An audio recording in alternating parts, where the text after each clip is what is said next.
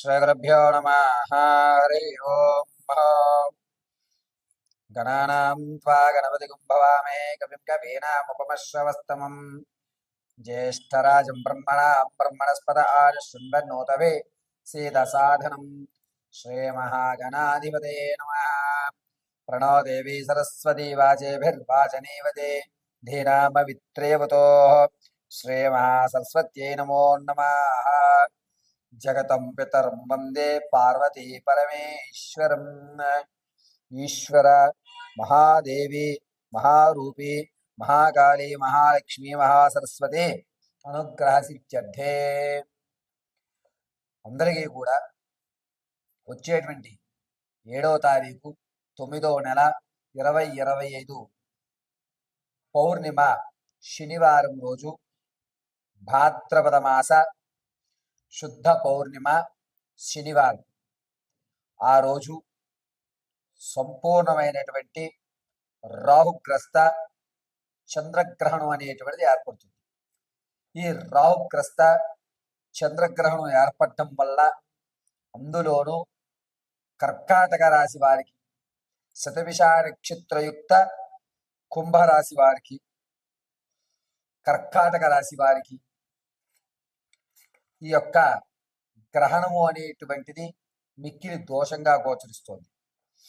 అంతేకాకుండా ఈ యొక్క వృశ్చిక రాశి వారు, కర్కాటక రాశి వారు, కుంభరాశి వారు, ఈ 3 రాశుల వారు కూడా చంద్రగ్రహణ ప్రభావం వల్ల వచ్చేటువంటి నెలలో కొన్ని వినూత్నమైనటువంటి మార్పులు చోటు చేసుకుంటున్నాయి. ఆ మార్పులు ఏ విధంగా జరుగుతాయి, ఈ గ్రహణ ప్రభావం వల్ల ద్వాదశ రాశుల వారికి ఏ విధమైనటువంటి ఫలితాలు ఉండబోతున్నాయి, ఏ విధమైన ప్రమాదాలు జరగబోతాయి అనేటువంటిది తెలుసుకుందాం.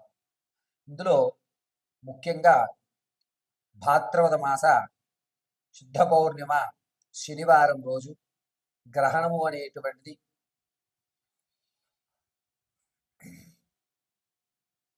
6:08 చంద్రోదయం ప్రారంభమైతే చంద్రుడు అస్తమించేటువంటిది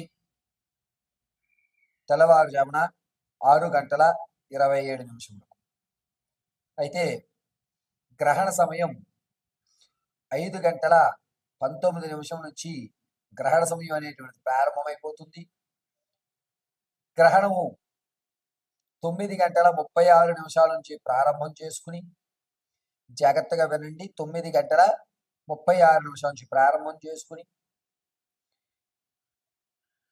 ఆ యొక్క గ్రహణ మోక్షము అనేటువంటిది, అంటే విడిపోవడం అనేటువంటిది 1:25 గావిస్తుంది.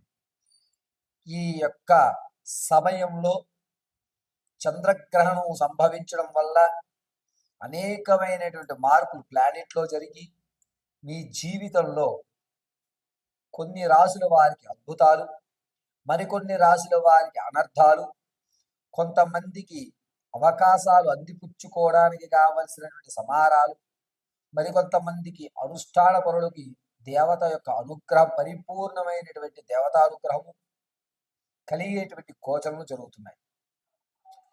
గ్రహణం సమయంలో సాయం వేళ 5 గంటల్లోగా భోజనం ఆచరించేయాలి. ఈ గ్రహణం శనివారం రోజు శుద్ధ పౌర్ణమిలో ఏర్పడుతోంది కావున గర్భిణీ స్త్రీలు ఏ విధమైన జాగ్రత్తలు తీసుకోవాలి, అందులోనూ ముఖ్యంగా కుంభ, కర్కాటక, మీన, వృశ్చిక ఈ 4 రాశుల వారు ఈ గ్రహణ ప్రభావం వల్ల ఏ విధమైన ఇబ్బందులు పడతారు అనేటువంటి విషయం, దాంతో పాటుగా ఆర్థికంగా స్థిరపడడానికి ఈ గ్రహణం మనకి ఏ విధంగా సహాయపడుతుందా అనేటువంటి విషయాలు పరమశివుడి యొక్క అనుగ్రహంతో యథాశక్తానుసారము కూడా ఈ గ్రహణంలో మీరు చేయవలసిన పనులు, చేయకూడని పనులు, ఏ పని చేస్తే కలిసి వస్తుంది, ఏ పని చేస్తే మీరు ఇబ్బందులు పడుతున్నారు అనేటువంటి విషయాన్ని మీకు కూలంకషంగా తెలియజేయడం జరుగుతుంది. మేషం ప్రారంభం చేసుకుని మీనరాశి వరకు కూడా జరిగేటువంటి అన్ని విషయాలని కూడా మీకు క్లుప్తంగా ఈ యొక్క వీడియో ద్వారా మీకు తెలియజేయడం జరుగుతుంది. పరమేశ్వరార్పణమస్తు. తదుపరి వృశ్చిక రాశి వారు.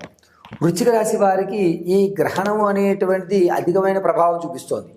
దీనివల్ల మీరు ఇంతకుముందు చేసినటువంటి తప్పిదానికి శిక్ష అనుభవించడం, 10 మందిలో కూడా నేను చేయలేదు అన్నా సరే లేదు ఇది నువ్వే చేసావు అనేటువంటి నీలాపనింద పడడం, అంతేకాకుండా గౌరవం అనేది 10 మందిలో తగ్గిపోవడం, ఫంక్షన్లోనూ శుభకార్యక్రమాల్లోనూ మీరు పాల్గొనేటట్టుగా చాలా జాగ్రత్తగా అంటున్నట్టు ఉండండి. ఎందుకంటే మీ మీద నీలాపనింద జరిగి మీ బంధువర్గంలో మీ పేరు మొత్తాన్ని కూడా అసలు మిమ్మల్ని మీ మాటని కానీ మీ పేరుని కానీ ఉచ్చరించడానికి లేకుండా ఉండే విధంగా శత్రువులు దాడి చేయడానికి అవకాశం ఎక్కువ కనబడుతూ ఉంటుంది.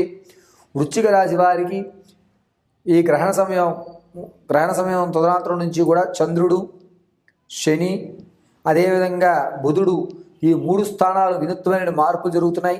దీనివల్ల శరీరంలో కొంచెం ట్రిపికల్గా జరిగేటువంటి సర్జరీ జరిగే అవకాశం ఎక్కువ లభిస్తూ ఉంటుంది. మరీ ముఖ్యంగా ఈ యొక్క హృదయ భాగం దగ్గర నుంచి పొట్ట వరకు కూడా కొన్ని ఇబ్బందులు కలిగి కాస్త అనారోగ్యం అనేది అధికమయ్యి ఏదో తెలియనటువంటి జరుగుతుంది, నా మీద ఎవరో చెడు ప్రయోగాలు చేస్తున్నారేమో అనేటువంటి భావనకు గురైపోతూ ఉంటారు. ఈ కేవలం కూడా గ్రహ సంచారంలో మార్పుల వల్ల మీకు జరిగేటువంటి ప్రమాదం ఇది. కాబట్టి చాలా జాగ్రత్తగా వృశ్చిక రాశి వారు ఉండండి.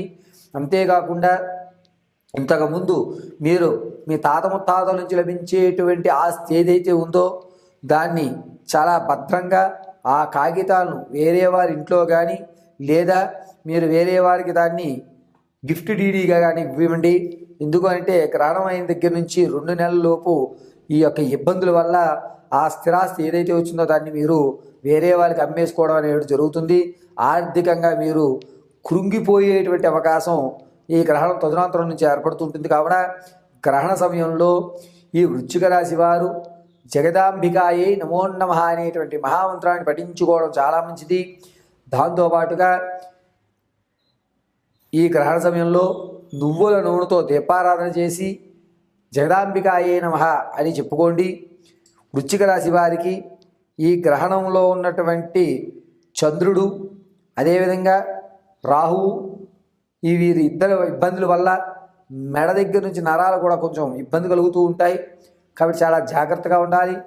ఇక గర్భిణీ స్త్రీలు ఎవరైతే ఉన్నారో వీరు కేవలం ద్రవ పదార్థాలు మాత్రం స్వీకరించండి. మధ్యాహ్నం 1 గంట నుంచే మీరు ఈ నియమం పాటించుకోండి. సాయంత్రం వేళ ఎట్టి పరిస్థితుల్లోనూ కూడా మీరు ఫ్రూట్సే తినండి తప్ప ఎటువంటి అన్నము ఇతర పదార్థాలు తీసుకోవద్దు. అందులోనూ జనించేటువంటి శిశువు పేగు మెల్లో వేసుకునే అవకాశం ఎక్కువ లభిస్తుంది. కావున గ్రహణ సమయంలో చాలా జాగ్రత్తగా ఉండండి గర్భిణీ స్త్రీలు. దీనివల్ల మీరు జనించేటువంటి శిశువు పరిపూర్ణ ఆరోగ్యంతో పుట్టాలి అనుకుంటే కనుక గ్రహణంలో ఖచ్చితంగా నియమం పాటించండి. వృశ్చిక రాశి వారు చాలా జాగ్రత్తగా ఉండవలసిందిగా తెలియజేయడం జరుగుతుంది.